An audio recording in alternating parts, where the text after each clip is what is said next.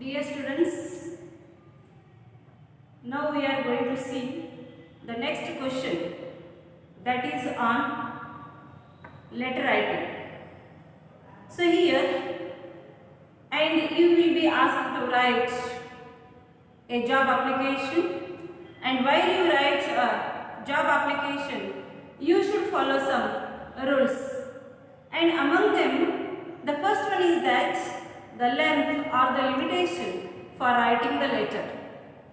So here you shouldn't write more or less also. Means here you shouldn't write 2 or 3 pages, or you shouldn't write only a small paragraph.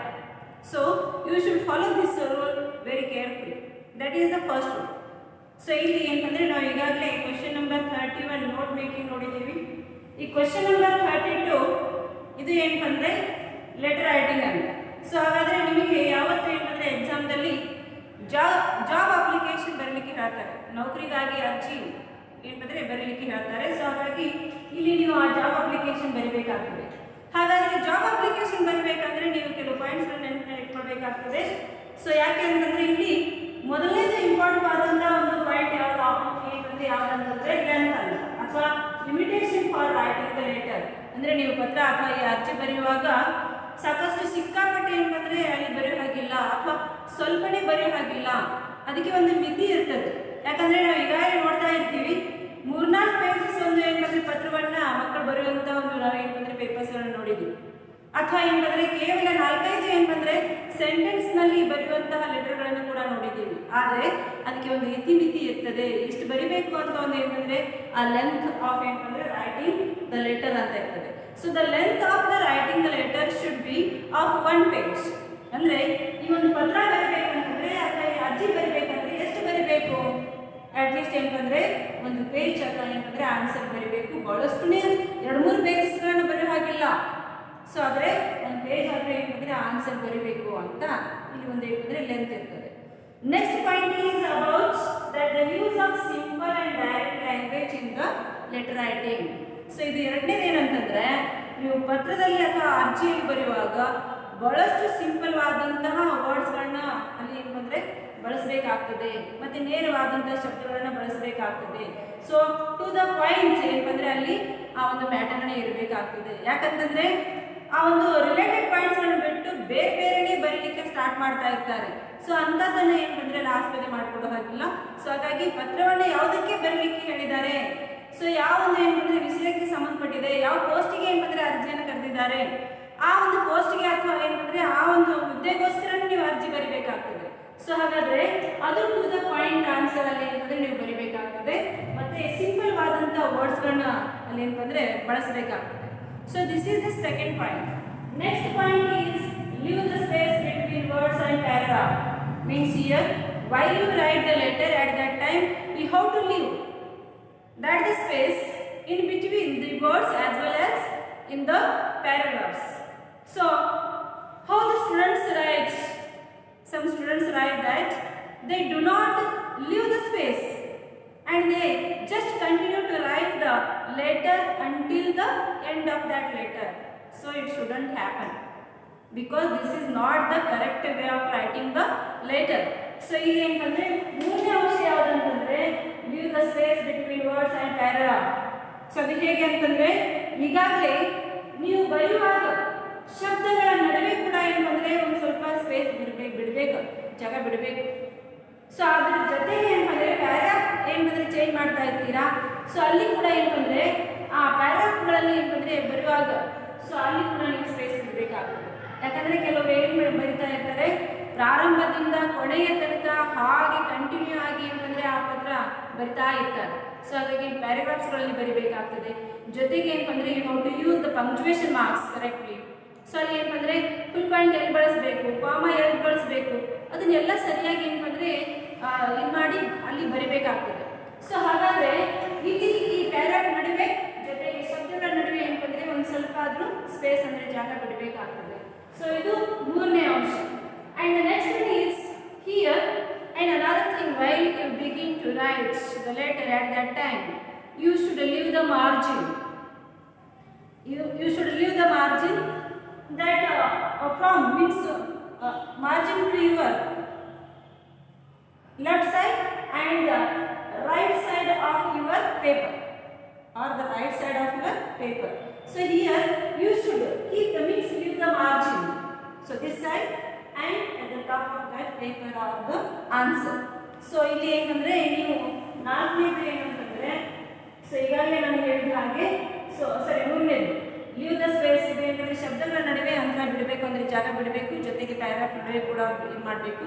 ಇನ್ನೊಂದೇನೆಂದರೆ ನೀವು ಯಾವಾಗ ಆ ಅರ್ಜಿ ಬರೀಲಿಕ್ಕೆ ಪ್ರಾರಂಭ ಮಾಡ್ತೀರಾ ಅವಾಗ ಏನಾಗ್ತದೆ, ಈಗಾಗಲೇ ನಿಮ್ಮ ಪೇಪರ್ನಲ್ಲಿ ಮಾರ್ಜಿನ್ ಬಿಟ್ಟಿರ್ತಾರೆ. ಸೊ ಆದರೆ ನೀವು ದಿನನಿತ್ಯ ಏನಂದರೆ ಯಾವತ್ತು ಹೋಮ್ವರ್ಕ್ ಮಾಡುವಾಗ ಅಥವಾ ಈ ರೀತಿ ಈಗ ಅಸೈನ್ಮೆಂಟ್ಸ್ ಬರೆಯುವಾಗ ನೀವು ಅಲ್ಲಿ ಮಾರ್ಜಿನ್ಸ್ಗಳನ್ನ ಬಿಡೋದಿಲ್ಲ. ಅದೇ ರೀತಿ ನೀವು ಪ್ರಾಕ್ಟೀಸ್ ಮಾಡುತ್ತಾ ಹೋಗ್ತೀರಾ. ಕೆಲವು ಸರ್ತಿ ಸಾಧ್ಯತೆ ಹೇಗೆ ಅಂತಂದರೆ ನಿಮಗೆ ಇವನ್ ಮಾರ್ಜಿನ್ ಇದ್ದಂತಹ ಒಂದೇನಾದರೆ ಪೇಪರ್ ಕೊಟ್ಟರೂ ಕೂಡ ಅದರಲ್ಲಿ ಮಾರ್ಜಿನ್ ಬಿಡದೇ ಇರುವಂಥ ಮಕ್ಕಳನ್ನು ನಾವು ನೋಡಿದ್ದೀವಿ. ಹಾಗಾಗಿ ಏನಂದರೆ ನೀವು ಯಾವತ್ತು ನಿಮ್ಮ ಎರಡನೇ ಭಾಗಕ್ಕೆ ಅಥವಾ ನಿಮ್ಮ ಆ ಪೇಪರ್ಗೆ ಏನಂದರೆ ಬಲಭಾಗಕ್ಕೆ ನೀವು ಮಾರ್ಜಿನ್ ಬಿಡಬೇಕಾಗ್ತದೆ. ಸೊ ಆಮೇಲೆ ಮೇಲೆ ಕೂಡ ಒಂದು ಸ್ವಲ್ಪ ಏನಂದರೆ ಬಿಟ್ಟು ಅಲ್ಲಿ ಸ್ಪೇಸ್ ಅಂದರೆ ಜಾಗ ಬಿಟ್ಟು ನೀವು ಅಲ್ಲಿ ಬರೆಯಲಿಕ್ಕೆ ಸ್ಟಾರ್ಟ್ ಮಾಡಬೇಕಾಗ್ತದೆ. ಸೊ ಇದು ಕೂಡ ಒಂದು ಏನಂದರೆ ಇಂಪಾರ್ಟೆಂಟ್ ಆದಂಥ ಸಂಗತಿ. ಆಮೇಲೆ ನೆಕ್ಸ್ಟ್ ನೋಡಿ ಏನಂತಂದರೆ don't write the words from or to in the letter writing. So ಇಲ್ಲಿ ಏನಂದರೆ ನೀವು ಮೆನ್ಷನ್ ಮಾಡೋ ಹಾಗಿಲ್ಲ. So you shouldn't write the word from means in the while you write the letter, so you have to mention the name and address of the sender. So there is no necessity of writing the word as from or the word as to. So automatically here we can understand that this is the name and address of the sender and this is the name of and address of that receiver. So you shouldn't write the name, means here you shouldn't write the words, means here mention the words like from or to. So ಇಲ್ಲಿ ಏನಂದರೆ ನೀವು ಈಗಾಗಲೇ ನೀವು ಪತ್ರ ಬರೆಯುವಾಗ ಅಂದರೆ ಇಲ್ಲಿ just ಏನಂದರೆ ಒಂದು ಸಂಗತಿಯನ್ನು ಅರ್ಥ ಮಾಡ್ಕೊಳ್ಬೇಕಾಗ್ತದೆ. ಅದು ಹೇಗೆ ಅಂದರೆ ನೀವು ಪತ್ರ ಬರೆಯುವಾಗ ಅಥವಾ ಅರ್ಜಿ ಬರೆಯುವಾಗ ಅರಿಂದ ಅಂತ ಬರಿತೀರಾ, ಗೆ ಅಂತ ಬರಿತೀರಾ. ಸೊ ಹಾಗಾದರೆ ಇಲ್ಲಿ ಏನಂದರೆ ಅಂದರೆ ಈಗ ಈ ಒಂದು ಇಂಗ್ಲೀಷ್ ಎಕ್ಸಾಮ್ದಲ್ಲಿ ನೀವು ಬರೆಯುವಾಗ ಏನು ಮಾಡಬೇಕಂತಂದರೆ ಈ ಫ್ರಾಮ್ ಅಥವಾ ಟು ಬರೆಯೋ ಹಾಗಿಲ್ಲ. ಸೊ ಯಾವತ್ತೂ ಏನಂದರೆ ಫ್ರಾಮ್ ಮೇಲೇ ಬರಬೇಕು. ಯಾಕಂದರೆ the students can be confused while you write the letter that whether you should write to or whether you should write from first of all.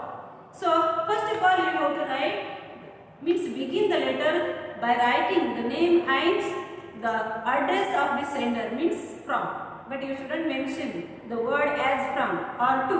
So ಇಲ್ಲಿ ಏನಂದರೆ ಯಾವತ್ತು ಪತ್ರವನ್ನು ಅಥವಾ ಅರ್ಜಿಯನ್ನು ಬರೆಯುವಾಗ ಮಕ್ಕಳಿಗೆ ಸಾಕಷ್ಟು ಸರ್ತಿ ಏನಂದರೆ ಕನ್ಫ್ಯೂಸ್ ಆಗಿರ್ತದೆ. ಸಾಕಷ್ಟು ನಾವು ಏನಂದರೆ ಆ ಪೇಪರ್ಗಳನ್ನು ನೋಡಿದ್ದೀವಿ. ಸೊ ಆ ಪೇಪರ್ಗಳಲ್ಲಿ ಏನು ಮಾಡಿರ್ತಾರೆ ಅಂತಂದರೆ ಮೊದಲಿಗೆ ಟು ಬರಿತಾ ಇರ್ತಾರೆ, ಅಂದರೆ ಗೆ ಅಂತ. ಸೊ ಯಾರಿಗೆ ನೀವು ಪತ್ರವನ್ನು ಬರಿತಾ ಇರ್ತೀರಾ ಅವರ ಆ ಒಂದು ಹೆಸರು ಮತ್ತು ವಿಳಾಸ ಮೊದಲಿಗೆ ಬರಿತಾ ಇರ್ತಾರೆ. ಆಮೇಲೆ ಏನಂದರೆ ರಿಂದ ಹಾಕ್ತಾರೆ. ಆದರೆ ಯೂಶ್ವಲಿ ಏನಂದರೆ ಪತ್ರ ಅಥವಾ ಅರ್ಜಿ ಬರೆಯುವಂಥ ಒಂದು ಸಂಗತಿಯಲ್ಲಿ ಫಸ್ಟಿಗೆ ನೀವು ಏನಂದರೆ ಫ್ರಾಮ್ ಅಂತ ಬರಿಬೇಕಾಗ್ತದೆ. ಅಂದರೆ ಅಲ್ಲಿ ಶಬ್ದ ಏನಂದರೆ ಆ ವರ್ಡ್ ಏನಿದೆ ಫ್ರಾಮ್ ಅಂತ ಮೆನ್ಷನ್ ಮಾಡೋ ಹಾಗಿಲ್ಲ. ಆದರೆ ಯಾರು ಪತ್ರ ಬರಿತಾ ಇರ್ತಾರೆ ಅಥವಾ ಅರ್ಜಿ ಬರಿತಾ ಇರ್ತಾರೆ ಅವರ ಒಂದು ಹೆಸರು ಮತ್ತು ವಿಳಾಸ. ಆದರೆ ಇಲ್ಲಿ there is no necessity of writing the real name of the sender, because already you will be given the instruction as that while you write the letter at that time you have to write x for your name and y for your address.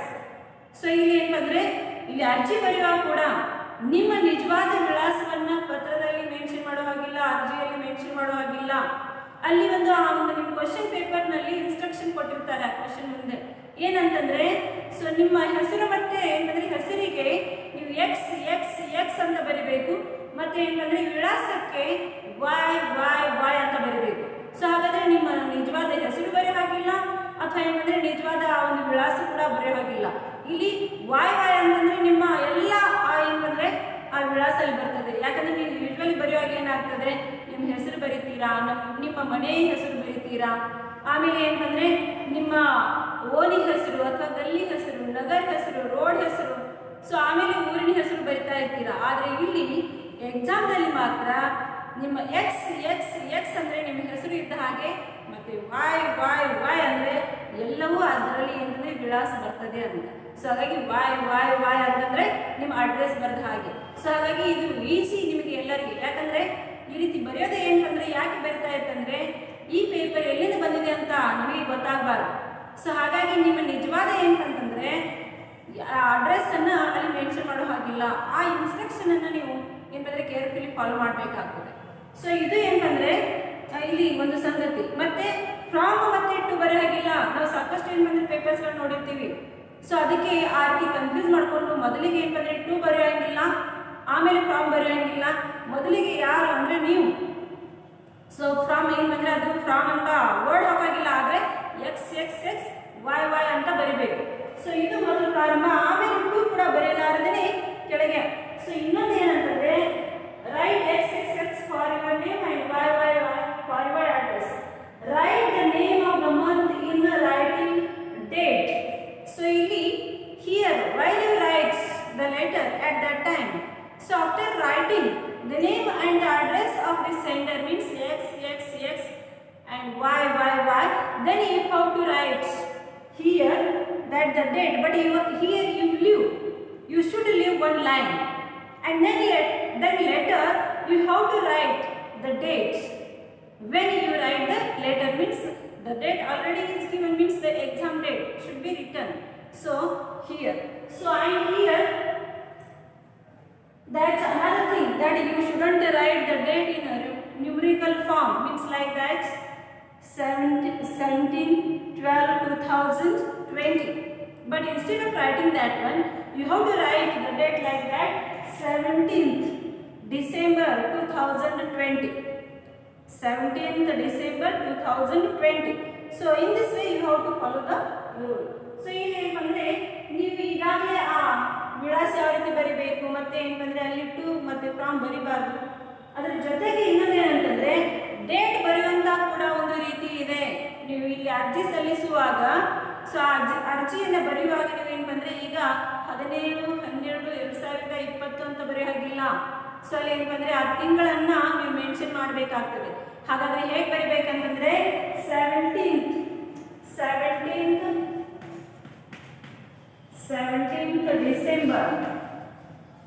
December 2020. And here we can understand another point, that here it is also not necessary to give the commas in that address of the sender as well as in the address of that the receiver, because just you can give the comma after writing the name of that month, and then give the full point after writing that the year. So ಇಲ್ಲಿ ಏನಂದರೆ ನೀವು ಪ್ರತಿ ಸಲ ಏನಂದರೆ ಪತ್ರವನ್ನು ಬರೆಯುವಾಗ punctuation ಮಾರ್ಕ್ಸ್ಗಳನ್ನು carefully ಏನಂದರೆ ಅದನ್ನು ಬರಿಬೇಕು ಅಂತ ಹೇಳ್ತಾ ಇರ್ತೀವಿ. ಆದರೆ ಇಲ್ಲಿ ಏನಂದರೆ ಎಕ್ಸಾಮ್ದಲ್ಲಿ ನೀವು ಬರೆಯುವಾಗ ಸೊ x ಆದ ತಕ್ಷಣ ಕಾಮ, y ಆದ ತಕ್ಷಣ ಕಾಮ, ಈ ರೀತಿ ಕೊಡುವ ಅವಶ್ಯಕತೆ ಇಲ್ಲ. ಸೊ ಹಾಗಾದರೆ ನೀವು ಏನು ಡೇಟ್ ಬರಿತಾ ಇರ್ತೀರಾ, ಡೇಟ್ ಬರೆಯುವಾಗ ಏನು ಮಾಡಬೇಕಂತಂದರೆ ಈ ರೀತಿ 17th December 2020 ಅಂತ ಏನು ಬರಿತಾ ಇರ್ತೀರಾ. ಸೊ ಅಲ್ಲಿ ಒಂದು ಲೈನ್ ಅಂದರೆ ಮೊದಲಿಗೆ x ಬರಿತೀರಾ, ಆಮೇಲೆ y ಬರಿತೀರಾ. ಸೊ ಆಮೇಲೆ ಒಂದು ಲೈನ್ ಬಿಡಬೇಕು. ಆ ಒಂದು ಲೈನ್ ಬಿಟ್ಟು ಕೂಡಲೇ ಆಮೇಲೆ ಏನಂದರೆ ಈ ರೀತಿ ಡೇಟನ್ನು ಬರಿಬೇಕಾಗ್ತದೆ 17th December 2020. ಸೊ ಈ ರೀತಿ ಏನಂದರೆ ಅಲ್ಲಿ ಬರಿಬೇಕು. ಆಮೇಲೆ next you have to leave another ಒಂದು ಲೈನನ್ನು ಬಿಟ್ಟು ಏನಂದರೆ then you have to write 2. So ಆಮೇಲೆ ಅಲ್ಲಿ 2 ಬರಿಬೇಕಾಗ್ತದೆ. ಸೊ ಹಾಗಾದರೆ ಇಲ್ಲಿ first of all I would like to say that what type of the letter writing you have to write and how you have to write the letter. So here I want to tell that 3 types of the letters. So one is called as old type, and next one is mixed type, and another one is modern type. Modern. Yes. Here we can understand that ಈಗ ಏನು ಬಂದರೆ ಒಂದು ಪತ್ರವನ್ನು ಬರಿಬೇಕಂತಂದರೆ so ನಾವು ಎಷ್ಟು ಥರದಲ್ಲಿ ಬರೀಬಹುದು ಅಂತ ಅಂದರೆ ಇಲ್ಲಿ old type, mixed type and modern type.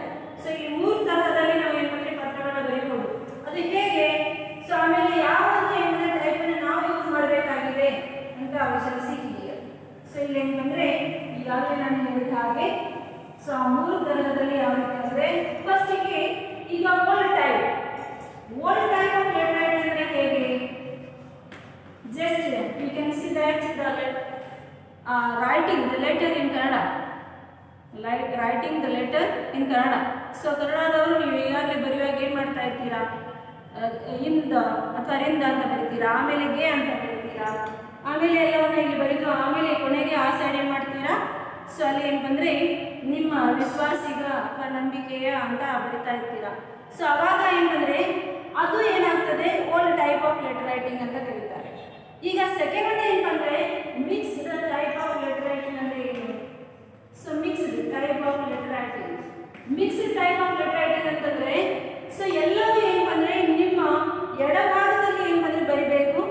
So ಮತ್ತೆ ಏನು ಬಂದರೆ ನಿಮ್ಮ ಎಡಭಾಗ ಅಥವಾ ಏನು ಬಂದರೆ ಈ ನಿಮ್ಮ ಬೋರ್ಡ್ ಅಥವಾ ಏನು ಬಂದರೆ ಪೇಪರ್ನ ಬಲಭಾಗಕ್ಕೆ ನೀವು ಅದನ್ನ ಏನು ಬಂದರೆ ಸೊ ಇಲ್ಲಿ ಎಲ್ಲವೂ ಅಂದರೆ ಕಾಮನು ಬರಿಬೇಕು, ಟೂನು ಬರಿಬೇಕು. ಸೊ ಜೊತೆಗೆ ಏನಂದರೆ ಸೊ ಅಲ್ಲಿ ಪ್ರತಿಯೊಂದನ್ನು ಬರೆದು ಕೊನೆಗೆ ಕೇವಲ ಏನು ಬಂದರೆ ಯುವರ್ಸ್ ಫೇತ್ಫುಲಿ ಅಥವಾ your loving son, your loving daughter ಅಂತ ಏನು ಬರಿತಾ ಇರ್ತೀರಾ, ನಿಮ್ಮ ಪ್ರೀತಿಯ ಅಥವಾ ನಿಮ್ಮ ವಿಶ್ವಾಸಿಕ ಅಂತ ಏನು ಬರೀತೀರಾ, ಅದಕ್ಕೆ ಕ್ಲೋಸಿಂಗ್ ಸಲ್ಯೂಟೇಷನ್ ಅಂತ ಕರೀತಾರೆ. ಅದು ಮಾತ್ರ ಆ ಕಡೆಗೆ ಬರೆದರೆ ಸೊ ಅದಕ್ಕೆ mixed type of letter writing ಅಂತ ಕರೀತಾರೆ. ಸೊ ಇನ್ನೊಂದು ಏನು ಬಂದರೆ modern type of letter writing ಅಂತ. Modern. So modern type of letter writing ಅಂದರೆ ಏನು? You should write each and everything on this sides, means your left side and right side of your paper. So and being modern you should follow this type of letter writing. So ಈಗಾಗಲೇ ಏನಂದರೆ 3 ಥರದ. ಒಂದು ಏನು ಬಂದರೆ ಹಳೆಯ ಪದ್ಧತಿ, ಆಮೇಲೆ ಮಿಶ್ರ ಪದ್ಧತಿ ಅಂತ ಹೇಳ್ತಾರೆ, ಕೊನೆಗೆ ಏನು ಬಂದರೆ ಆಧುನಿಕ ಪದ್ಧತಿ.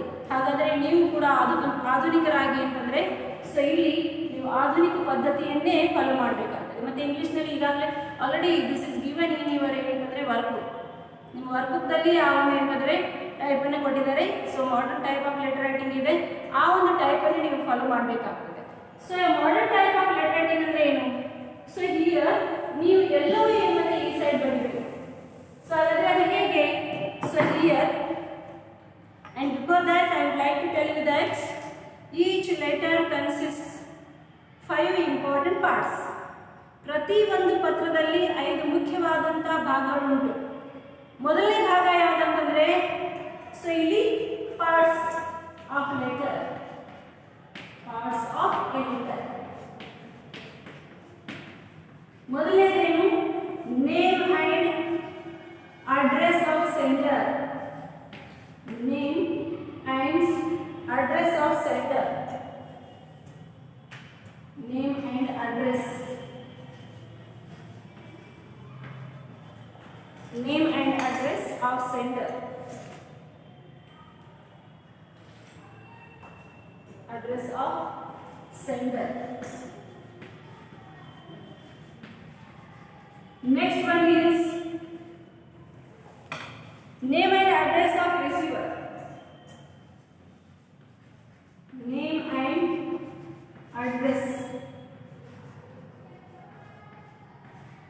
of receiver. Receiver. Next one is opening salutation. Opening salutation or greeting. Salutation or greeting. And fourth one is closing salutation, body of letter. Body of letter. And last one is that closing salutation with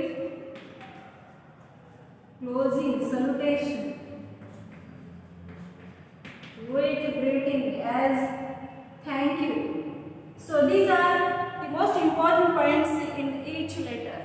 So here, as I have told that you have to follow the last means that modern type of letter writing. So you should write each and everything on these sides. So now we can see that how you have to write the letter. ಈಗ ಇಲ್ಲಿ ನಾನು ಹೇಳಿದ ಹಾಗೆ ಪ್ರತಿಯೊಂದು ಪತ್ರದಲ್ಲಿ ಮಹತ್ವದ ಎಷ್ಟು ಏನು ಬಂದರೆ ಪಾಯಿಂಟ್ಸ್ಗಳು ಇರ್ತವೆ ಅಂದರೆ 5. ಸೊ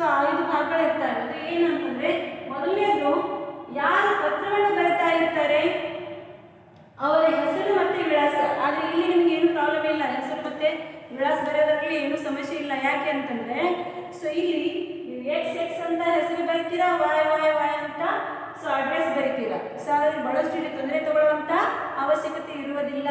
ಸೊ ಅದಕ್ಕೆ ಫಸ್ಟಿಗೆ name and address of the sender, ಯಾರು ಪತ್ರ ಬರೀತಾ ಇರ್ತಾರೆ ಅವ್ರ ಹೆಸರು ಮತ್ತೆ ಅವರ ವಿಳಾಸ. ಎರಡನೇ ಭಾಗ ಯಾವುದಂತಂದ್ರೆ name and address of receiver, ನೀವು ಯಾರಿಗೆ ಪತ್ರ ಬರೀತಾ ಇರ್ತೀರಾ ಅವರ ಹೆಸರು ಮತ್ತೆ ವಿಳಾಸ. ಸೊ ಈ ಹೆಸರು ಮತ್ತೆ ವಿಳಾಸ ಈಗಾಗಲೇ ನಿಮ್ಗೆ ಏನು ಮಾಡಿರ್ತಾರೆ ಆ ಕ್ವಶನ್ ಅಲ್ಲಿನೇ ಕೊಟ್ಟಿರ್ತಾರೆ. ಸೊ ಯಾರಿಗೆ ಪತ್ರವನ್ನು ಬರೀಬೇಕಾಗಿದೆ, ಯಾರಿಗೆ ಅರ್ಜಿಯನ್ನು ಸಲ್ಲಿಸಬೇಕಾಗಿದೆ ಅದರ ವಿಳಾಸ ಮತ್ತೆ ಅಲ್ಲಿ ಹೆಸರನ್ನು ಕೊಟ್ಟಿರ್ತಾರೆ. So you have to write to that address, ಅಂದರೆ ಆ ಜಾಬ್ ಅಪ್ಲಿಕೇಶನ್ ನೀವು ಆ ಒಂದು ಏನು ಬಂದರೆ ವಿಳಾಸಕ್ಕೆ ಬರಿಬೇಕಾಗ್ತದೆ, ನೀವು ಬೇರೆ ಯಾವುದೇ ಒಂದು ವಿಳಾಸಕ್ಕೆ ಬರೋ ಹಾಗಿಲ್ಲ. ನೆಕ್ಸ್ಟ್ ಏನು ಬಂದರೆ opening salutation so or greeting. ಮೂರನೇ ಪಾಯಿಂಟ್ ಯಾವುದಂತಂದರೆ ನೀವು ಈಗಾಗಲೇ ಹೇಳ್ತೀರಾ ಏನಂತಂದರೆ ಸೊ ರೆಸ್ಪೆಕ್ಟೆಡ್ ಸರ್ ಅಥವಾ ಡಿಯರ್, ಆಮೇಲೆ ಡಿಯರ್ ಸರ್, ಸೊ ಅಥವಾ ಏನು ಬಂದರೆ ಡಿಯರ್ ಬ್ರದರ್ ಅಂತ ಹೇಳ್ತೀರಾ, ಡಿಯರ್ ಸಿಸ್ಟರ್ ಅಂತ ಹೇಳ್ತೀರಾ. ಸೊ ಇದು ಏನು ಬಂದರೆ ಓಪನಿಂಗ್ ಸಲ್ಯೂಟೇಷನ್ ಅಂತ ಹೇಳ್ತಾರೆ ಅಥವಾ ಗ್ರೀಟಿಂಗ್ ಅಂತ ಹೇಳ್ತಾರೆ. ಸೊ ಆಮೇಲೆ ನಾಲ್ಕನೇದು body of letter. Body of letter ಹೇಗೆ ಅಂತಂದರೆ ಸೊ ಇಲ್ಲಿ ಈಗ opening salutation just we can see that ಸರಿ ಬಾಡಿ ಆಫ್ ಲೆಟರ್ ಏನಂದರೆ watch the letter consists the points, means here you have to write about the matter for which you have to write the letter, and then for which post you are going to apply, so you have to give the detailed information in this one. So that is body of letter writing. And the last one is closing salutation. So ಕೊನೆಗೆ ಏನು ಅಂತಂದರೆ ನೀವು closing salutation ಅಂತಂದರೆ ಏನು, so ಫಸ್ಟಿಗೆ thank you ಬರೀತೀರಾ, ಆಮೇಲೆ ನಿಮ್ಮ ವಿಶ್ವಾಸಿಕ ಅಂತ ಏನು ಬರೀತೀರಾ ಅದಕ್ಕೆ ಕ್ಲೋಸಿಂಗ್ ಸಲ್ಯೂಟೇಷನ್ ಅಂತ ಕರೀತಾರೆ. ಇವು ಮುಖ್ಯವಾದಂಥ ಪಾಯಿಂಟ್ಸ್ಗಳು. ಯಾವುದೇ ಪತ್ರವನ್ನು ಬರೀಬೇಕಂದ್ರೆ ಈ 5 ಪಾಯಿಂಟ್ಸ್ಗಳನ್ನು ಬರೀಲೇಬೇಕಾಗ್ತದೆ, ನೆನಪನ್ನ ಇಟ್ಕೊಳ್ಬೇಕಾಗ್ತದೆ. ಸೊ ಅದಕ್ಕೆ ಏನಂದರೆ ಇದು 5 ಪಾಯಿಂಟ್ಸ್. ಹಾಗಾದರೆ ಈ ಪತ್ರವನ್ನು ಯಾವ ರೀತಿ ಬರೀಬೇಕು ಅಂತ ಇಲ್ಲಿ ನೋಡೋಣ. ಸೊ ಫಸ್ಟಿಗೆ just we can see the formats. And already 2 formats are given in your workbook. First one is including everything in the body of the letter writing, and another one is with writing the biodata or resume. So ನಿಮ್ಮ ವರ್ಕ್ಬುಕ್ದಲ್ಲಿ 2 ಥರದ ಏನು ಬಂದರೆ ಈಗಾಗಲೇ ಆ ಒಂದು solve ಮಾಡಿದಂಥ ಇದಿದ್ದಾವೆ, letter writings ಇದ್ದಾವೆ. ಮೊದಲನೇದು ಏನು ಬಂದರೆ ಎಲ್ಲವನ್ನ ಡಿಟೇಲ್ವಾಗಿ ಏನು ಬಂದರೆ ಆ ಬಾಡಿ ಆಫ್ ಲೆಟರ್ ರೈಟಿಂಗ್ದಲ್ಲಿ ಹೇಳಲಾಗಿದೆ. ಇನ್ನೊಂದು ಏನು ಬಂದರೆ ಸ್ವವಿವರವನ್ನು ಸಪ್ರೇಟ್ ಆಗಿ ಬರೆದಂಥದ್ದು ಕೂಡ ಅಲ್ಲಿ ಕೊಟ್ಟಿದ್ದಾರೆ. And according to me, the next or the second one is very easy to write, so and get the good marks also. So that's why I have also given the same example. So that is the letter writing. So now we can see the format of letter writing. So here first of all, as I have told you that you have to leave the margin, and then you have to write X for your name, and then Y for your address. Then you have to leave one line, and then you have to write that the date. So today we are going to write this one, so that's why I have written 17th December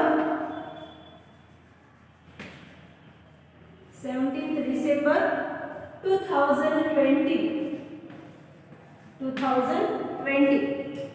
So next one here you have to give another one line, and then you have to write means the name and the address of the receiver.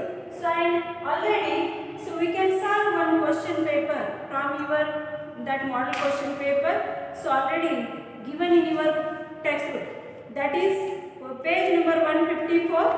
So here write a letter of application in response to the following advertisement which appeared in the Hindu dated 2nd February 2014. So ಅದನ್ನೇ ಏನು ಬಂದರೆ ನಾವು ಇಲ್ಲಿ ಬಿಡಿಸ್ಲಿಕ್ಕೆ ಹೋಗ್ತಾ ಇದ್ದೀವಿ. So ಅದು ಏನು ಬಂದರೆ ಪ್ರೇರಣಾ ಪ್ರೀ ಯೂನಿವರ್ಸಿಟಿ ಕಾಲೇಜ್ ಧಾರವಾಡ ಅವರು ಏನು ಬಂದರೆ ಈಗಾಗಲೇ ಒಂದು ಅರ್ಜಿಯನ್ನು ಅವ್ರು ಕರೆದಿದ್ದಾರೆ. ಯಾವ ಪೋಸ್ಟ್ಗೋಸ್ಕರ ಅಂತಂದರೆ ಬಯಾಲಜಿ ಲೆಕ್ಚರರ್ ಪೋಸ್ಟ್ಗೋಸ್ಕರ, ಲೆಕ್ಚರರ್ ಇನ್ ಬಯಾಲಜಿ ಆ ಒಂದು ಏನು ಬಂದರೆ ಪೋಸ್ಟ್ಗೋಸ್ಕರ ಸೊ ಆ ಹುದ್ದೆಗಾಗಿ ಏನು ಬಂದರೆ ಅರ್ಜಿಯನ್ನು ಕರೆಯಲಾಗಿದೆ. ಸೊ ಜೀವಶಾಸ್ತ್ರದ ಏನು ಬಂದರೆ ಉಪನ್ಯಾಸಕರ ಒಂದು ಹುದ್ದೆಗೆ ಅರ್ಜಿಯನ್ನು ಕರೆಯಲಾಗಿದೆ. ಆ ಹುದ್ದೆಗೆ ಇಲ್ಲಿ ಏನು ಬಂದರೆ ಅರ್ಜಿಯನ್ನು ನಾವು ಇಲ್ಲಿ ಏನು ಬಂದರೆ ಪ್ರಾಕ್ಟೀಸ್ ಮಾಡೋಣ. ಸೊ ಹಾಗಾದರೆ ಅಪ್ಲೈ ವಿದಿನ್ 10 days. ಸೊ ನೀವು ಇಲ್ಲಿ ಏನು ಬಂದರೆ ಮತ್ತೆ ನಾವು ಆ ಬಾಡಿ ಆಫ್ ಲೆಟರ್ ರೈಟಿಂಗ್ದಲ್ಲಿ ಅಪ್ಲೈ ವಿದಿನ್ 10 days ಅಂತ ಮೆನ್ಷನ್ ಮಾಡೋ ಯಾವತ್ತೂ ಮಾಡಬಾರ್ದು. ಯಾಕಂದರೆ ಸೋ ಮೆನಿ ಏನಂದರೆ students they write the such things, so that will be wrong and you will get the less marks because of writing such sentences which appear in your ಕ್ವಶನ್ದಲ್ಲಿ ಇರ್ತಕ್ಕಂಥ ಆ ಸೆಂಟೆನ್ಸ್ಗಳನ್ನು as it is ನೀವು ಅಲ್ಲಿ ಬರೆದ್ರೆ so ಅಲ್ಲಿ ಏನಾಗ್ತದೆ, ಮಾರ್ಕ್ಸ್ಗಳನ್ನ ಕಡಿಮೆ ಬರುವಂಥ ಸಾಧ್ಯತೆ ಇರ್ತದೆ. ಅದಕ್ಕಾಗಿ ನೀವು ಇಂಥ ಎಲ್ಲ ಮ್ಯಾಟರ್ಸ್ಗಳನ್ನ ಇಲ್ಲಿ ಬರೆಯೋ ಹಾಗಿಲ್ಲ. ಸೊ ಹಾಗಾಗಿ ಅದು ಗಮನದಲ್ಲಿ ನೀವು ಇಟ್ಕೊಳ್ಬೇಕಾಗ್ತದೆ. ನೆಕ್ಸ್ಟ್ ಏನಂತಂದರೆ ಇಲ್ಲಿ ಸೊ ಅವರು ಏನಂದರೆ ಯಾರಿಗೆ ಬರೀಬೇಕು ಅಂತ ಕೂಡ ಅವರು ಹೇಳಿದ್ದಾರೆ. The secretary Prerana education trust Dharwad. So ಅವರಿಗೆ ಮತ್ತು ಅವರು ಇಲ್ಲಿ ರಿಕ್ವೈರ್ಡ್ ಏನಂದರೆ ಕ್ವಾಲಿಫಿಕೇಷನ್ ಅಥವಾ ಏನಾದರೂ ಅಲ್ಲಿ ಕೇಳಿರ್ತಾರೆ. ಸೊ ಅದೇನಂದರೆ candidate with experience and good communication skill will be given preference. So ಏನಂದರೆ ಬೇರೆ ಬೇರೆ ಭಾಷೆ ಬರಬೇಕು, ಜೊತೆಗೆ ಏನಂದರೆ ಸಂಪರ್ಕವನ್ನು ಸಾಧಿಸಲಿಕ್ಕೆ ಅಲ್ಲಿ ಏನಂದರೆ ಅವರಿಂದ ಸಾಧ್ಯವಾಗಬೇಕು, ಜೊತೆಗೆ ಅನುಭವಸ್ಥರಿರಬೇಕು. ಇಂಥದ್ದೆಲ್ಲ ಕೆಲವು ಡಿಮಾಂಡ್ಸ್ಗಳು ಇರ್ತವೆ, ರಿಕ್ವೈರ್ಮೆಂಟ್ಸ್ಗಳನ್ನ ಇರ್ತವೆ. ಜೊತೆಗೆ ಕ್ವಾಲಿಫಿಕೇಷನ್ ಕೂಡ ಏನು ಬೇಕು ಅಂತ ಅವ್ರು ಹೇಳಿರ್ತಾರೆ. ಈಗ ಇಲ್ಲಿ ಬಯಾಲಜಿ ಅಂದರೆ ಲೆಕ್ಚರರ್ ಇನ್ ಬಯಾಲಜಿ ಪೋಸ್ಟಿಗೆ ಅರ್ಜಿಯನ್ನು ಕರೆದಿದ್ದಾರೆ. ಹಾಗಾದರೆ ಇಲ್ಲಿ ಏನಂದರೆ ಅದಕ್ಕೆ ಬೇಕಾದಂಥ ಕ್ವಾಲಿಫಿಕೇಷನ್ ನಿಮ್ಗೆ ಗೊತ್ತಿದೆ. ಸೊ ಅಲ್ಲಿ ಏನಂದರೆ MSc ಮತ್ತು B.Ed ಆಗಿರಬೇಕು. ಸೊ ಅದಕ್ಕೆ ಏನಂದರೆ ಆ ಕ್ವಾಲಿಫಿಕೇಷನ್. ಸೊ ಹಾಗಾದರೆ ಇಲ್ಲಿ ಯಾವ ರೀತಿ ಅಂತ ಪ್ರಶ್ನೆಗಳನ್ನ ಈಗ 2 ಅಲ್ಲಿ ಅಂತ ಇದೆ. ಸೊ ಹಾಗಾದರೆ 2 ಫಸ್ಟಿಗೆ 2 ಯಾರಿಗೆ ಅಂತಂದರೆ ಇಲ್ಲಿ ಪ್ರೇರಣಾ ದ ಸೆಕ್ರೆಟರಿ ಫಸ್ಟ್ ಬರೀಬೇಕು. ಸೊ ಇದೊಂದು ಲೈನ್ ಇದೆ. ನೆಕ್ಸ್ಟ್ ಒಂದು ಏನಂತಂದರೆ 2 ಅಂತ ಬರೆಯೋದಿಲ್ಲ, ದ ಸೆಕ್ರೆಟರಿ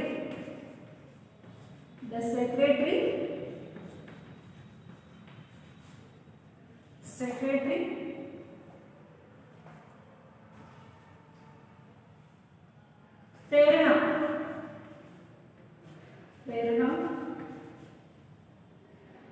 PU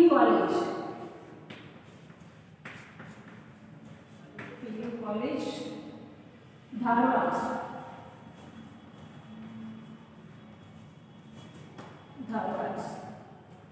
ಸೊ ಆಮೇಲೆ ಇದನ್ನ ಆದ ತಕ್ಷಣ ಆದ ಕೂಡಲೇ ಏನು ಬರಬೇಕಂತಂದರೆ ನೀವು ನಾನು ಈಗಾಗಲೇ 3ನೇ ಇದನ್ನು ಹೇಳಿದ್ದು. ಸೊ ಅದೇನಂದರೆ ಓಪನಿಂಗ್ ಸಲ್ಯೂಟೇಷನ್ ಅಂತ. ಓಪನಿಂಗ್ ಸಲ್ಯೂಟೇಷನ್ ಅಂತಂದರೆ ನೀವು ರಿಸ್ಪೆಕ್ಟೆಡ್ ಸರ್ ಅಥವಾ ಮೇಡಮ್ ಅಂತ ಬರೀಬೇಕು. ರಿಸ್ಪೆಕ್ಟೆಡ್ ಸರ್ ಅಥವಾ ಮೇಡಮ್. ಸೊ ಇಲ್ಲಿ ಕೆಳಗೆ ಒಂದು ಸ್ವಲ್ಪ ಸ್ಪೇಸ್ ಬಿಡಬೇಕು, ಮಾರ್ಜಿನ್ ಬಿಡಬೇಕು. ಆಮೇಲೆ ರಿಸ್ಪೆಕ್ಟೆಡ್ ಸರ್ ಅಥವಾ madam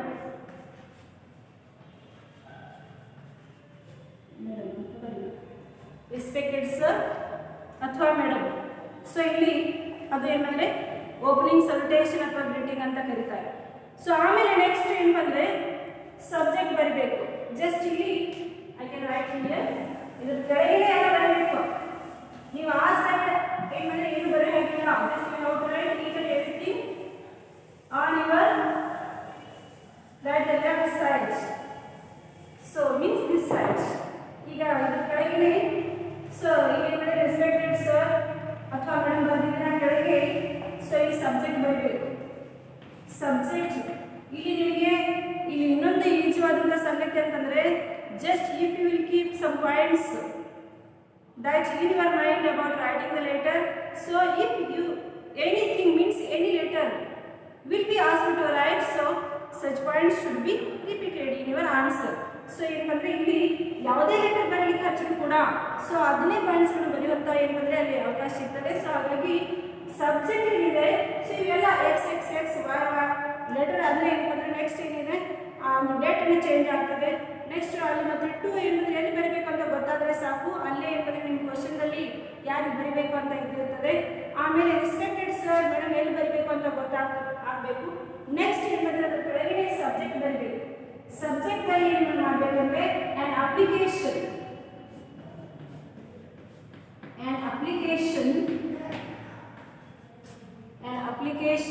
for the post of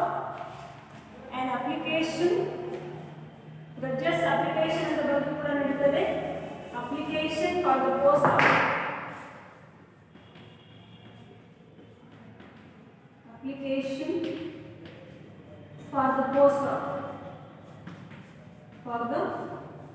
of ಈಗ ನಾವು ಪೋಸ್ಟ್ ಆಫ್ ಅಂದರೆ ಸೊ ಇಲ್ಲಿ ಡ್ಯಾಶ್ ಯಾವುದೇ ಇದ್ದರೂ ಕೂಡ ನೀವು ಇದನ್ನು ಬಹ್ಯಾಂಡ್ ಮಾಡಿದ್ರೆ ಸಾಕು.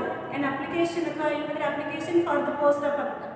ಯಾಕಂದರೆ ಇಲ್ಲಿ the means application for the post of lecturer in biology ಅದನ್ನು ಬಿಡಿಸ್ಲಿಕ್ಕೆ ನಾವು ಇದು ಮಾಡಿದರೆ. ಸೊ ಆಮೇಲೆ ನೆಕ್ಸ್ಟ್ ಅಂದರೆ ಈಗ ಇಟ್ಟು ಬರ್ತಿದ್ರೆ ಯಾವುದಕ್ಕೆ ನಡೀತಿದೆ ಅಂತಲ್ಲ. ಸೊ ಅದೇನಂದರೆ ಯಾವುದೊಂದು ಅಡ್ರೆಸ್ಸಿಗೆ ನೀವು ಪತ್ರ ಬರಲಿಕ್ಕೆ ಹೇಳ್ತಾರೆ ಅದನ್ನೇ ಬರೀಬೇಕು. ಇಲ್ಲಿ just we are seeing the example from your that model question paper. ಈಗ ಇಲ್ಲಿ application for the post of lecturer in biology ಅಂತ ಇಲ್ಲಿ ಬರ್ತದೆ. ಆದರೆ ಬೇರೆ ನಿಮ್ಗೆ ಕೇಳಿದಾಗ ಅಲ್ಲಿ ಅದನ್ನು ಹಾಕಬೇಕಾಗ್ತದೆ, ಅದು ಬರೀಬೇಕಾಗ್ತದೆ. ನೆಕ್ಸ್ಟ್ ರೆಫರೆನ್ಸ್ ಅಂದರೆ ಉಲ್ಲೇಖ. ನೀವು ಏನಂದರೆ ಯಾವ ನ್ಯೂಸ್ ಪೇಪರ್ನಿಂದ ನೋಡಿದ್ರೆ ಎಷ್ಟನೇ ತಾರೀಕು ಏನಂದರೆ ಅದು ನ್ಯೂಸಲ್ಲಿ ಪ್ರಕಟ ಆಗಿದೆ. ಸೊ ಅದು ಏನಂದರೆ ಅವರೇ ಕೊಟ್ಟಿರ್ತಾರೆ, ಆ ನ್ಯೂಸ್ ಪೇಪರ್ ಹೆಸರು ಕೊಟ್ಟಿರ್ತಾರೆ, ಜೊತೆಗೆ ಡೇಟ್ ಕೂಡ ಕೊಟ್ಟಿರ್ತಾರೆ. ಸೊ ಅದಕ್ಕೆ ಇಲ್ಲಿ ಏನಂದರೆ ಯುವರ್ ಅಡ್ವರ್ಟೈಸ್ಮೆಂಟ್, ಇದು ಕೂಡ ನೀವು ಬಾಯ್ ಮಾಡಿದ್ರೆ ನಡೀತದೆ. ಯುವರ್ ಅಡ್ವರ್ಟೈಸ್ಮೆಂಟ್, ಯುವರ್ ಅಡ್ವರ್ಟೈಸ್ಮೆಂಟ್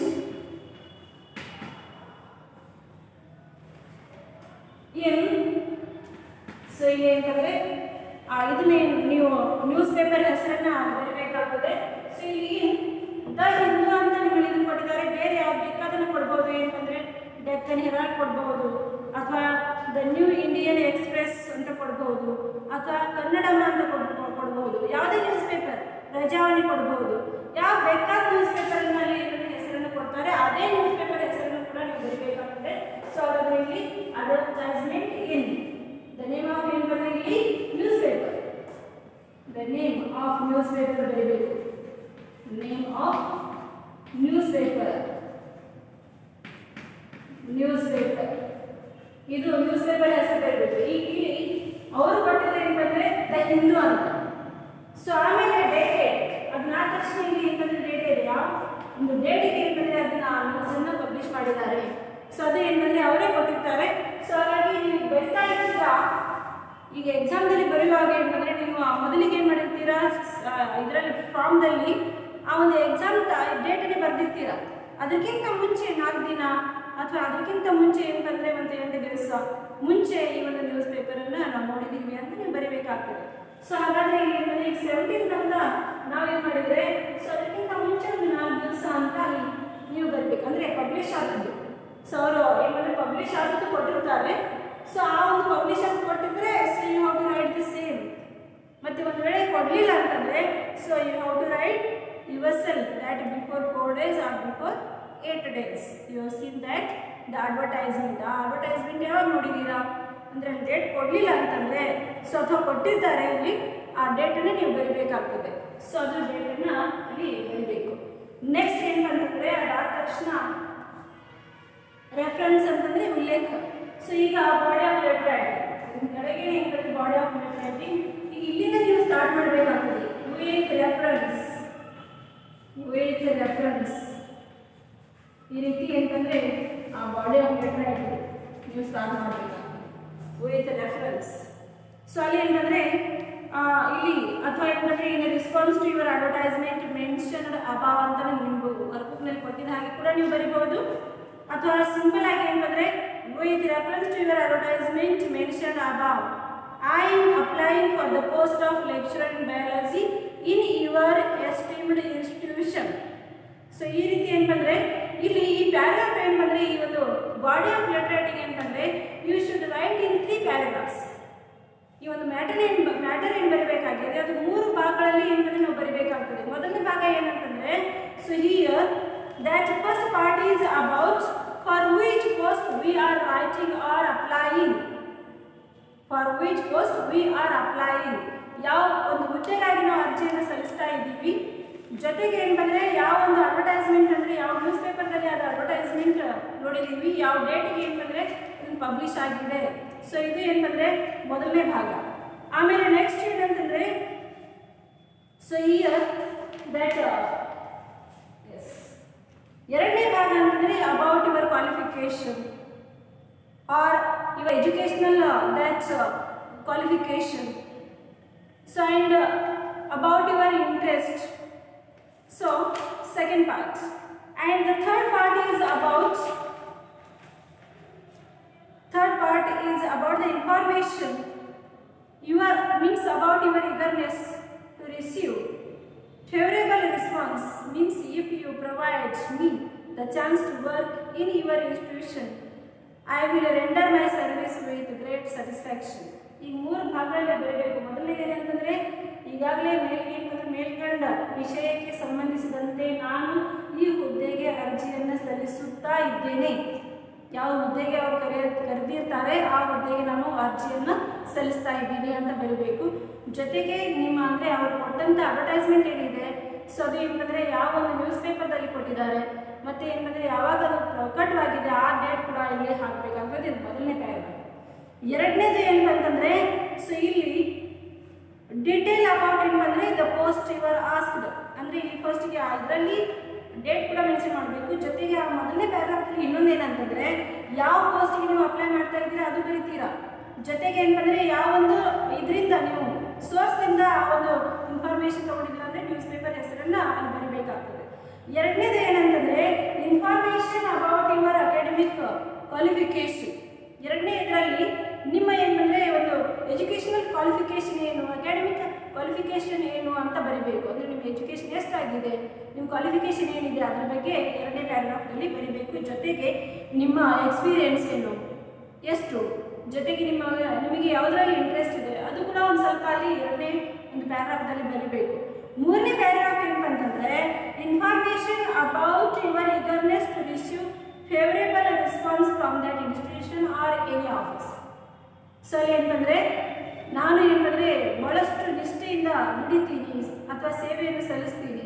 ಜೊತೆಗೆ ನಿಮ್ಮಿಂದ ಏನಂದರೆ ನಾನು ಒಳ್ಳೆಯ ಒಂದು ರೆಸ್ಪಾನ್ಸ್ಗೋಸ್ಕರ ಕಾತುರತೆಯಿಂದ ಕಾಯ್ತಾ ಇದ್ದೀನಿ. ಇಂತಹ ಒಂದು ಶಬ್ದಗಳ ಬಳಕೆಯನ್ನೆಲ್ಲ ಹಾಕಬೇಕಾಗ್ತದೆ. ಜೊತೆಗೆ ಏನಂತಂದರೆ ಇಲ್ಲಿ ನಾನು ಈಗ ಒಂದು ಎಕ್ಸಾಂಪಲ್ ಏನಂತಂದರೆ if you provide me the chance to work in your esteemed institution I will render my service with great satisfaction. ಅಂದರೆ ನೀವು ನನಗೆ ನಿಮ್ಮ ಒಂದು ಏನಂದರೆ ಗೌರವಾನ್ವಿತ ಒಂದು ಸಂಸ್ಥೆಯಲ್ಲಿ ಸೇವೆಯನ್ನು ಸಲ್ಲಿಸಲಿಕ್ಕೆ ಅವಕಾಶ ಮಾಡಿಕೊಟ್ಟರೆ ನಾನು ನನಗೆ ಎಷ್ಟಾಗ್ತದೆ ಅಷ್ಟು ತೃಪ್ತಿಕರವಾದಂಥ ರೀತಿಯಲ್ಲಿ ಸೇವೆಯನ್ನು ಸಲ್ಲಿಸ್ತೀನಿ ಅನ್ನೋಂಥ ಒಂದು ಆಶ್ವಾಸನೆಯನ್ನು ಅಲ್ಲಿ ಕೊಡಬೇಕಾಗ್ತದೆ. ಸೊ ಅಲ್ಲಿ ಏನಂದರೆ ಒಂದು ಜಸ್ಟ್ ಏನಂದರೆ we have to mention that how we are eager to do that duty. ಅಂದರೆ ಆ ಒಂದು ಪೋಸ್ಟ್ಗೋಸ್ಕರ ನಾವು ಎಷ್ಟು ಕಾತುರತೆಯಿಂದ ಕಾಯ್ತಾ ಇದ್ದೀವಿ, ನಾವು ನಿಷ್ಠೆಯಿಂದ ಪ್ರಾಮಾಣಿಕತನದಿಂದ ದುಡಿತೀವಿ ಅನ್ನೋಂಥ ಮಾತನ್ನು ಅಲ್ಲಿ ಏನಂದರೆ ಮೆನ್ಷನ್ ಮಾಡಬೇಕಾಗ್ತದೆ. ಇದು 3 ಪ್ಯಾರಾಗ್ರಾಫ್ಗಳಲ್ಲಿ ಇವಾಗ ಏನಂದರೆ ಸೊ ಮೀನ್ಸ್ ವಿತ್ ರೆಫರೆನ್ಸ್ ಆದ ಕೂಡಲೇ ನಾನು ಈಗಾಗಲೇ ಹೇಳಿದಾಗೆ ಐ ಹ್ಯಾವ್ ಕಂಪ್ಲೀಟೆಡ್ ಮೈ ಏನಂದರೆ BSc, ಆಮೇಲೆ ಏನಂದರೆ ವಿತ್ ಡಿಸ್ಟಿಂಕ್ಷನ್. ಸೊ ಆಮೇಲೆ I have completed my MSc in first class, ಅದು ಪರ್ಸೆಂಟೇಜ್ ಬರಬೇಕು. ಆಮೇಲೆ I have also completed my B.Ed. ಕೊನೆಗೆ ನೀವು ಇಲ್ಲಿ ಏನಂದರೆ ಕೊನೆಗೆ ಒಂದು ಏನಿದೆ MSc ಮತ್ತು B.Ed ಬಗ್ಗೆ ಅಷ್ಟೇ ಬರೆದು ನಡೀತದೆ. ಲಾಸ್ಟ್ ಒಂದು 2-3 ಏನಂದರೆ ಏನು ಕ್ವಾಲಿಫಿಕೇಷನ್ಸ್ ಇದ್ದಾವೆ ಅಷ್ಟೇ ಬರೆದು ನಡೀತದೆ. ಇಲ್ಲಿ ಯಾವಾಗ ನಾವು ಬಯೋಡಾಟಾ ಬರಿತೀವಿ ಅಥವಾ ರೆಜ್ಯೂಮ್ ಬರಿತೀವಿ ಆವಾಗ ಡಿಟೇಲ್ ಆಗಿ ಅದ್ರ ಬಗ್ಗೆ ಬರೀಲಿಕ್ಕೆ ಅಂದರೆ ನಡೀತದೆ ಬರೆದ್ರೆ. ಸೊ ಇಲ್ಲಿ ಏನಂದರೆ ಕೇವಲ ಸೊ ಇಲ್ಲಿ ಇಷ್ಟು ಬರಿಬೇಕು. ಅದನ್ನ ಆದ ತಕ್ಷಣ ಏನಂದರೆ ನೀವು ಈ ಲೆಟರ್ ರೈಟಿಂಗ್ ಆದಮೇಲೆ ಯಾಕಂದರೆ ಸೊ ಇಲ್ಲಿ ಥ್ಯಾಂಕ್ ಯು ಮೊದಲಿಗೆ ಥ್ಯಾಂಕ್ ಯು ನೀವು ಬರಿತಾ ಇದ್ರಿ, ಆದರೆ ಈಗ ಥ್ಯಾಂಕ್ ಯು ಅಂತ ಬರಬೇಕು. ಧನ್ಯವಾದಗಳೊಂದಿಗೆ ಅಂತ ಹೇಳ್ತೀರಾ. ಸೊ ಹಾಗಾದರೆ ಧನ್ಯವಾದಗಳೊಂದಿಗೆ ಅಂತಂದರೆ ಇಲ್ಲಿ ಥ್ಯಾಂಕ್ ಯು ಅಂತ. ಆಮೇಲೆ ನೆಕ್ಸ್ಟು ಯುವರ್ಸ್ ಅಂದರೆ ಕ್ಲೋಸಿಂಗ್ ಸಲ್ಯೂಟೇಷನ್. ನೀವು ಎಲ್ಲವೂ ಇದೇ ಸೈಡ್ ಬರೀಬೇಕು ಅಂತ ನಾನು ಈಗಾಗಲೇ ಹೇಳಿದ್ದೀನಿ. ಸೊ ಯುವರ್ಸ್ ಫೇತ್ಫುಲಿ ಅಥವಾ ಯುವರ್ಸ್ ಸಿನ್ಸಿಯರ್ಲಿ.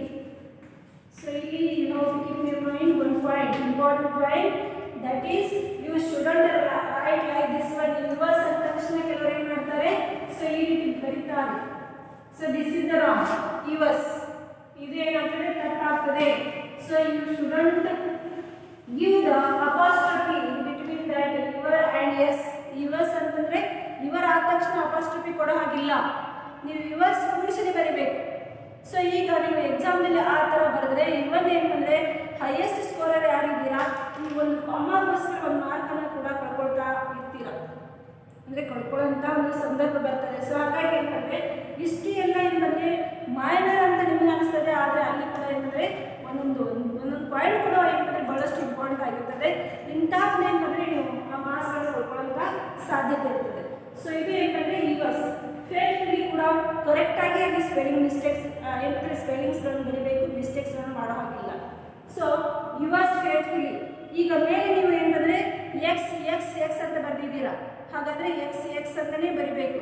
ಯುವರ್ಸ್ ಫೇತ್ಫುಲ್ ಆದ ತಕ್ಷಣ ಎಕ್ಸ್ ಎಕ್ಸ್ ಎಕ್ಸ್ ಅಂತ ಬರಿಬೇಕು. ನಿಮ್ಮ ನಂಬಿಕೆಯ ವಿಶ್ವಾಸಕ ಅಂತ ಹೇಳ್ತೀರಾ. ಸೊ ಹಾಗೇನಂದರೆ ಎಕ್ಸ್ ಎಕ್ಸ್ ಎಕ್ಸ್ ಅಂತ ಬರಿಬೇಕು. ಇದು ಏನಂದರೆ ಲೆಟರ್ ರೈಟಿಂಗ್ ಆಯಿತು. ಆದರೆ ನೀವು ಚಿಕ್ಕದಾಗಿ ಇಲ್ಲಿ ಏನಂದರೆ ಬಾಡಿ ಆಫ್ ಲೆಟರ್ ರೈಟಿಂಗ್ ಕೇವಲ 4-5 ಸೆಂಟೆನ್ಸ್ನಲ್ಲಿ ಅಷ್ಟೇ ಬರೀಬೇಕು. ಸೊ ಏನಂದರೆ just with reference to your advertisement mentioned above, I am applying for the post of lecturer in biology in your esteemed institution. I have completed my MSc. ನೀವು ಏನಂದರೆ MSc in 2016 and I have completed means with distinction, as well as I have completed my BA in the 2018 with first class. So and I have also 2 years experience. So ಈ ರೀತಿ ಬರೆದು ಆಮೇಲೆ ಕೆಳಗೆ ಏನಂದರೆ ನೀವು ಇಲ್ಲಿ I have enclosed my resume along with this application.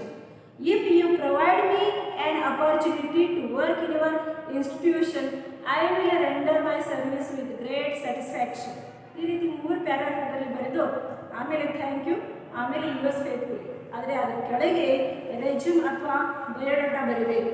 Resume ಅಥವಾ biodata ಹೇಗೆ ಅಂತಂದರೆ, ಸೊ ಇಲ್ಲಿ ನಿಮಗೆ ಲೆಟರ್ ರೈಟಿಂಗ್ ದೊಡ್ಡದಂತ ಅನಿಸ್ತದೆ, ಜೊತೆಗೆ ಬರೀಲಿಕ್ಕೆ ಬಹಳಷ್ಟು ಸುಲಭವಾಗಿ ಅನಿಸ್ತದೆ.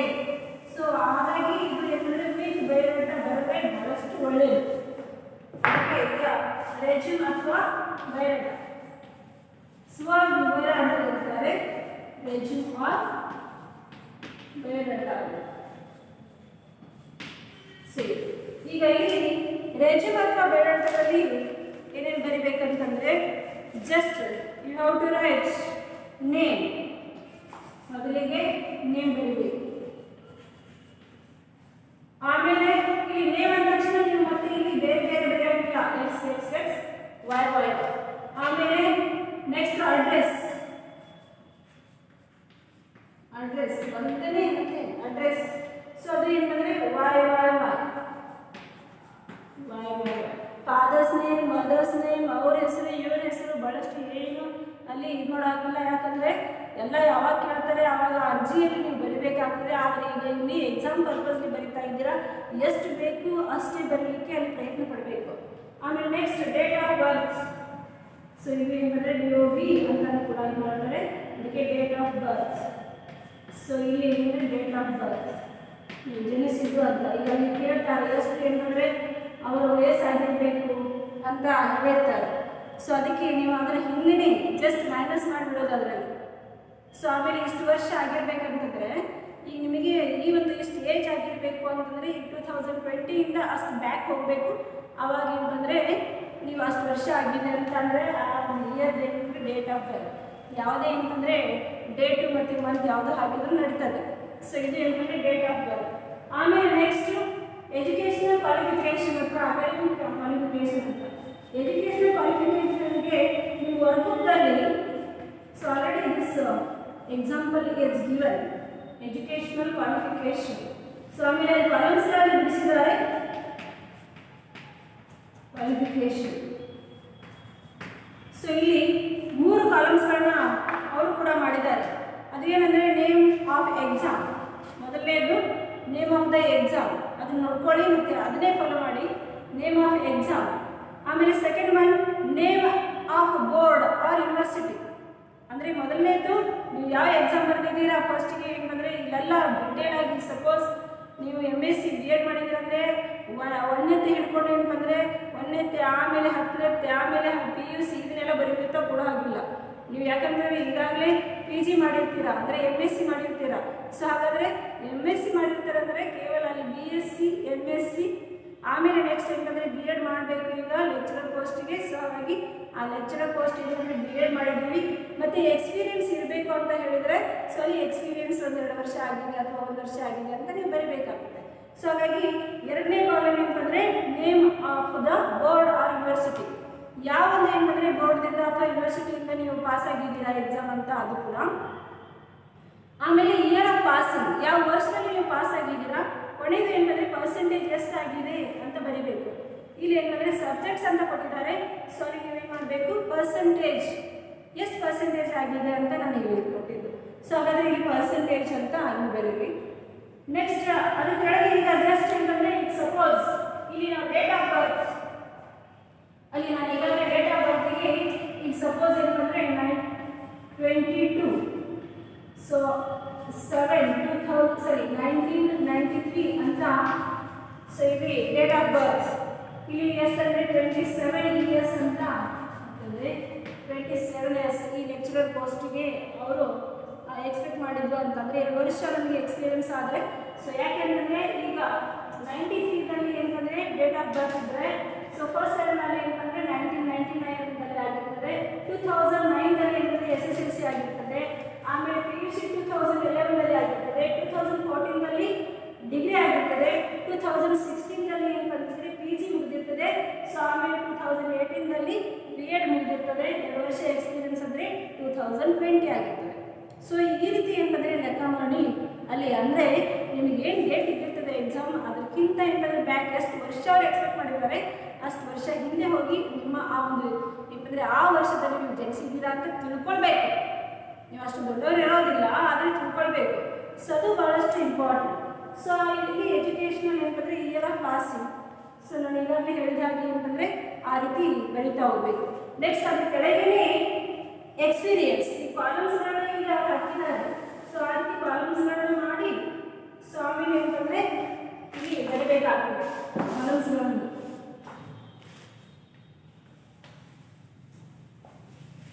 ಇಲ್ಲಿ ಫಸ್ಟಿಗೆ ಏನಂತಂದರೆ ಸೊ ಈ ರೀತಿ name of exam, name of exam. So ಇಲ್ಲಿ ಎಕ್ಸಾಮ್.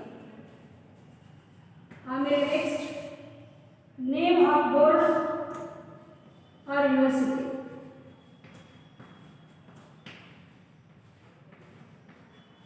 ಬೋರ್ಡ್ ಅಥವಾ ಯೂನಿವರ್ಸಿಟಿ, ಯೂನಿವರ್ಸಿಟಿ. ಆಮೇಲೆ next year of passing, year of passing, year of passing. Next percentage, next percentage.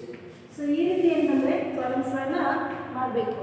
So ಹಾಗಾದರೆ ಏನು ಎಕ್ಸಾಮ್ ನನಗಾಗಿ ಹೇಳಿದ ಹಾಗೆ ಸೊ ಇಲ್ಲಿ ಏನಂದರೆ ಫಸ್ಟಿಗೆ BSc. ಸೊ ಫಸ್ಟಿಗೆ ಇಲ್ಲಿ BSc. ಈಗ ನಾವು ಲೆಕ್ಚರರ್ ಪೋಸ್ಟಿಗೆ ಏನು ಮಾಡ್ತಾ ಇದ್ವಿ ಹಾಗಾಗಿ BSc. ಆಮೇಲೆ ನೇಮ್ ಆಫ್ ಇದು ಏನಂದರೆ ನಿಮ್ಮ ಆ್ಯಕ್ಚುಲಿ ನೀವು ಕಲಿಬಹುದು ಆ ಕಾಲೇಜ್ ಹೆಸರು ಕೂಡ ನೀವು ಹಾಕೋಗಿಲ್ಲ ಅಥವಾ ನಿಮ್ಮ ಸೈಡ್ ಯಾವುದೇ ಕಾಲೇಜ್ ಹೆಸರು ಹಾಕೋಗಿಲ್ಲ. ಕೇವಲ ಏನಂದರೆ it's better to write the name of the board as Bengaluru. So ಅದು ಯಾವುದೇ ಎಜುಕೇಷನ್ ಅಥವಾ ಅಲ್ಲಿ ನಿಮ್ಮ ಡಿಗ್ರಿನೇ ಆಗಿರ್ಬೋದು ಅಥವಾ PGನೇ ಆಗಿರ್ಬೋದು ಅಥವಾ ಏನಂದರೆ B.Edನೇ ಆಗಿರ್ಬೋದು, ನೀವು ಆ ಸೈಡ್ ಬರೆದ್ರೆ ಇಟ್ಸ್ ಬೆಟರ್. ಯಾಕಂದರೆ ಒಂದೇ ಕಡೆಗೆ ಬೆಂಗಳೂರು ಕಡೆ ಅಂದರೆ ಬೆಂಗಳೂರು ಅಂದ ತಕ್ಷಣ ನಾವು ಅಲ್ಲಿ ಸೈಡ್ ಬೋರ್ಡ್ ಏನಿದೆ ಸೊ ಹಾಗಾಗಿ ಏನಂತಂದರೆ ನಾವು ಅಲ್ಲೇ ಬರೆದ್ರೆ ಒಳ್ಳೆಯದು ಅಂತ. ಅದಕ್ಕೆ ನಾನು ಇಲ್ಲಿ ಯಾಕೆ ಏನಂದರೆ PSc ಅಂದ ತಕ್ಷಣ government first grade college Bengaluru ಅಂತ. ಸೊ ಇಯರ್ ಆಫ್ ಪಾಸಿಂಗ್ ಯಾವಾಗ BSc ಅಂತ ತಕ್ಷಣ ಸೊ ಈಗ ಏನು ಅಂತಂದರೆ ಇಲ್ಲಿ 2014 ಆನ್ ಇಯರ್ ಪಾಸಿಂಗಲ್ಲಿ. ಸೊ ಇದು ಏನಂದರೆ ನಾನು ಈಗ ಹೇಳಿದ ಹಾಗೆ ಫಸ್ಟ್ ಗ್ರೇಡ್ ಕಾಲೇಜ್ ಬೆಂಗಳೂರು ಅಂತ. ನೆಕ್ಸ್ಟ್ ಯಾವಾಗ 2014ದಲ್ಲಿ. ಸೊ ಈಗ ಏನಂದರೆ ನೀವು ಹಾಗೆ ಬರೀತಾ ಹೋಗ್ತಾ ಇರ್ತದೆ government first grade college, first grade college Bengaluru, Bengaluru. So ಈ ರೀತಿ ಬೆಂಗಳೂರು. ಆಮೇಲೆ ಇಲ್ಲಿ ಇಯರ್ ಆಫ್ ಪಾಸಿಂಗ್ ಜಸ್ಟ್ ಒಂದಷ್ಟೇ ಇದು ಮಾಡಿರ್ತೀನಿ. BSc ಅಂದ ತಕ್ಷಣ ಏನಾಗ್ತದೆ ಸೊ ಇಲ್ಲಿ 2014. ಆಮೇಲೆ ನೆಕ್ಸ್ಟ್ ಪರ್ಸೆಂಟೇಜ್. ಸೊ ಈಗ ಈ ಪರ್ಸೆಂಟೇಜ್ ನಾನು ಜಸ್ಟ್ 86 ಅಂತ ಕೊಟ್ಟಿದ್ದೆ. ಆಮೇಲೆ ಇಲ್ಲಿ ಕೂಡ MSc. ಸೊ ಇಲ್ಲಿ MSc ನನಗೆ ಏನು ಬಂದರೆ ಮತ್ತು ಅದೇ ಥರ ಬೆಂಗಳೂರು ಯೂನಿವರ್ಸಿಟಿ ಬೆಂಗಳೂರು, ಬೆಂಗಳೂರು ಯೂನಿವರ್ಸಿಟಿ ಬೆಂಗಳೂರು ಅಂತ. ಸೊ ಅದು ಪಾಸಿಂಗ್ ಏನು ಬಂದರೆ ಈಗಾಗಲೇ ಇದು ಮಾಡಿದ ಹಾಗೆ 2016ದಲ್ಲಿ ಏನು ಬಂದರೆ ಸೊ MSc ಅಂತ. ಆಮೇಲೆ ಕೆಳಗೆ B.Ed 2018. ಸೊ ಅದು ಕೂಡ ಏನಪ್ಪ ಅಂದರೆ ಗೌರ್ಮೆಂಟ್ BEd ಕಾಲೇಜ್ ಬೆಂಗಳೂರು ಅಂತ. ಸೊ ಆಮೇಲೆ ಎಕ್ಸ್ಪೀರಿಯನ್ಸ್ 2 ವರ್ಷ. ಇದನ್ನ ಕಾಲೇಜ್ಗಳನ್ನ ಆದ್ಮೇಲೆ ಏನು ಮಾಡಬೇಕು, ಇವರಿಗೆ ಎಕ್ಸ್ಪೀರಿಯನ್ಸ್ ಹೇಗೆ ಅಂತಂದರೆ 2 years as a part time lecturer in government PU college Mysuru. So ಅಲ್ಲಿ ಮೈಸೂರಲ್ಲಿ ಅಂತ ನಾನು ಇಲ್ಲಿ ಕೊಟ್ಟಿದ್ದು. ಸೊ ಹಾಗಾಗಿ ಏನಂದರೆ ಆ ಕಡೆ ಇದ್ದಂಥ ಸ್ಥಳಗಳನ್ನೇ ನೀವು ಹಾಕಬೇಕು. 2 ವರ್ಷ ಅಂದರೆ ನನಗೆ ಅನುಭವ ಇದೆ ಅಂತ ಬರೀಬೇಕು. ನೆಕ್ಸ್ಟ್ ಲ್ಯಾಂಗ್ವೇಜ್ ಇಸ್ ನೋನ್, ನನಗೆ ಭಾಷೆಗಳು ಎಷ್ಟು ಗೊತ್ತು ಅಂತ ಅದು ಬರೀಬೇಕು. ಸೊ ಅದು ಏನಂತಂದರೆ ಇಂಗ್ಲೀಷ್, ಕನ್ನಡ, ಹಿಂದಿ ಬಹಳಷ್ಟು ಉದ್ದವಾದಂಥ ಒಂದು ಪಟ್ಟಿಯನ್ನು ಕೊಡೋ ಹಾಗಿಲ್ಲ. Just you have to write the language is known to you as English, Kannada and Hindi 3 ಭಾಷೆಗಳನ್ನು ಬರೆದರೆ ಸಾಕು. ಆ್ಯಂಡ್ ಅದರ್ ಹಾಬೀಸ್, ಕೊನೆಗೆ ಹಾಬೀಸ್ ಬರೀಬೇಕು. Composing poems and reading novels ಅಂತ ನಾನು ಕೊಟ್ಟಿದ್ದು. ವಾಚಿಂಗ್ TV ಕೊಡ್ಬೋದು. ವಾಚಿಂಗ್ ಏನಂದರೆ ಸೊ ಮೂವೀಸ್ ಅಂತ ಕೆಲವರು ಕೊಡ್ತಾರೆ. ಸೊ ಅಲ್ಲಿ ಅಥವಾ ಏನಂದರೆ ಪ್ಲೇಯಿಂಗ್ ಕ್ರಿಕೆಟ್ ಅಂತ ಹೇಳ್ಬೋದು. ಸೊ ಈ ರೀತಿ ಏನಂದರೆ ಅದರ್ ಹಾಬೀಸ್. ಸೊ ಈಗಾಗಲೇ ಇಂಥ ಎಕ್ಸಾಂಪಲ್ಸ್ಗಳನ್ನ ನಿಮಗೆ ಹೇಳಿ ಇದರಲ್ಲಿ ಕೊಟ್ಟಿದ್ದಾರೆ ಮತ್ತು ಇದರಲ್ಲಿ ವರ್ಕ್ದಲ್ಲಿ just follow that the second that type means the format of writing the job application and definitely you will score 5 marks. ಆದರೆ ಇನ್ನೊಂದು ಮುಖ್ಯವಾದಂಥ ಪಾಯಿಂಟ್ ಏನಂತಂದರೆ ಯಾವ ಪೋಸ್ಟಿಗೆ ಅರ್ಜಿಯನ್ನು ಕರೆದಿರ್ತಾರೆ ಅದೇ ಪೋಸ್ಟಿಗೆ ನೀವು ಅರ್ಜಿಯನ್ನು ಬರೀಬೇಕಾಗ್ತದೆ. ಯಾಕಂತಂದರೆ ಈಗ ಲೆಕ್ಚರರ್ ಪೋಸ್ಟಿಗೆ ಅರ್ಜಿಯನ್ನು ಕೇಳಿದ್ದಾರೆ ಅಂತಂದರೆ so I have completed my ಏನಪ್ಪ ಅಂತಂದರೆ ಈಗ ಬಯಾಲಜಿ ಲೆಕ್ಚರರ್ಗೋಸ್ಕರ ಅವ್ರು ಕರೆದಿದ್ದು ಲೆಕ್ಚರರ್ ಇನ್ ಬಯಾಲಜಿ, ಅವಾಗ I have completed my MA ಅಂತ ಹೇಳೋದಿಲ್ಲ. ಸೊ ಅಥವಾ ಏನಂದರೆ ಲೆಕ್ಚರರ್ ಇನ್ ಇಂಗ್ಲೀಷ್ ಅಂತ ಕರೆದ್ರೆ so I have completed my means I have completed my MSc in biology ಅಂತ ಹೇಳೋದಿಲ್ಲ. ಯಾವೊಂದು ಏನಂದರೆ ಪೋಸ್ಟಿಗೆ ಯಾವ ಕ್ವಾಲಿಫಿಕೇಷನ್ ಅವರು ಕೇಳಿರ್ತಾರೆ ಆ ರಿಕ್ವೈರ್ಮೆಂಟ್ಸ್ಗಳನ್ನು ನೀವು ನೋಡಿ ಅದನ್ನ ಏನಂದರೆ ಗಮನಿಸಿ ಮತ್ತು ಆ ಪತ್ರಗಳನ್ನು ಬರೀಬೇಕಾಗ್ತದೆ. ಮತ್ತು ಎಷ್ಟು ಏನಂದರೆ ಇಲ್ಲಿ ಇಂಪಾರ್ಟೆಂಟ್ ಪಾಯಿಂಟ್ಸ್ ಏನಂತಂದರೆ ಬಾಡಿ ಆಫ್ ಲೆಟರ್ ರೈಟಿಂಗ್ ಯಾವಾಗ ಬರಿತಾ ಇರ್ತೀರಾ ಯು ಶುಡ್ ಬಿ ಕೇರ್ಫುಲ್. ಬೇಕಾದರೆ ಮಿಕ್ಸ್ ಮಾಡಿ ಅಲ್ಲಿ ಬರೆಯೋ ಹಾಗಿಲ್ಲ. ಯಾಕಂದರೆ ಏನಾದರೂ ಬರೆದ್ರೆ ಅದು ನಡೀತದೆ ಅಂತ ಹೇಳೋದಿಲ್ಲ. ಇನ್ನೊಂದು ಪಾಯಿಂಟ್ ಏನಂದರೆ no marks are allotted for only format. ಕೇವಲ ನೀವು ಏನಂದರೆ ಪ್ರಾಂಪ್ಟು ಆಮೇಲೆ ಏನಂದರೆ body of letter writing respected madam ಅಥವಾ ಡಿಯರ್ ಸರ್ ಅಂತ ಬರಿತೀರಾ. ಆಮೇಲೆ ಡ್ಯಾಶ್ ಬಗ್ಗೆ ಏನಂದರೆ ಹಾಗೆ ಜಸ್ಟ್ ಅಲ್ಲಿ ಮ್ಯಾಟ್ರ್ ಬಗ್ಗೆ ಬರೆಯಲಾರದೆ ಥ್ಯಾಂಕ್ ಯು ಬರೆದು ಆಮೇಲೆ ಏನಂದರೆ ಯುವರ್ಸ್ ಫೇತ್ಫುಲ್ ಅಂತ ಬರೆದರೆ ಅಷ್ಟು ಸಾಲದು. ಕೇವಲ ಫಾರ್ಮ್ಯಾಟ್ಗೆ ಮಾರ್ಕ್ಸ್ಗಳನ್ನು ಕೊಡಲಾಗೋದಿಲ್ಲ. ಕರೆಕ್ಟ್ ಇದ್ದರೂ ಕೂಡ ಒಂದು ಮಾರ್ಕ್ಸ್ ಕೊಡ್ತಾರೆ ಅಂತ ನೀವು ಯಾವತ್ತೂ ಎಕ್ಸ್ಪೆಕ್ಟ್ ಮಾಡೋ ಹಾಗಿಲ್ಲ. ಅದಕ್ಕೆ ಬಾಡಿ ಆಫ್ ಲೆಟರ್ ರೈಟಿಂಗ್ದಲ್ಲಿ ಅದಕ್ಕೆ ಸಂಬಂಧಪಟ್ಟಂಥ ಆ ವಿಷಯಕ್ಕೆ ಸಂಬಂಧಪಟ್ಟಂಥ ಪಾಯಿಂಟ್ಸ್ಗಳನ್ನೇ ಇರಬೇಕು. ಆವಾಗ ಮಾತ್ರ ನಿಮಗೆ ಮಾರ್ಕ್ಸ್ಗಳನ್ನು ಕೊಡಲಾಗ್ತದೆ. ಸೊ ಇದು ಏನಂದರೆ ದ ಮೋಸ್ಟ್ ಇಂಪಾರ್ಟೆಂಟ್ ಏನಂದರೆ thing while you write the job application. So thank you. We shall meet again in the next period.